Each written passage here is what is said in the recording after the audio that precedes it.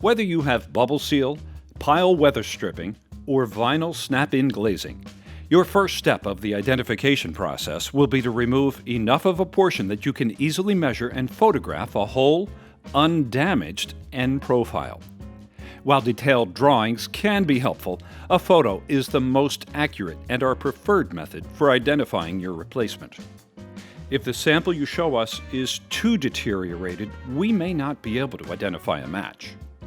Along with a photo, we'll need the dimensions of the end profile. For pile weather seal, always include the width of the base and the height of the pile. For bubble seal, measure the size of the base extension and the diameter of the bulb. And for vinyl glazing bead, include the overall width and the length of each leg. As always, thanks for watching this video.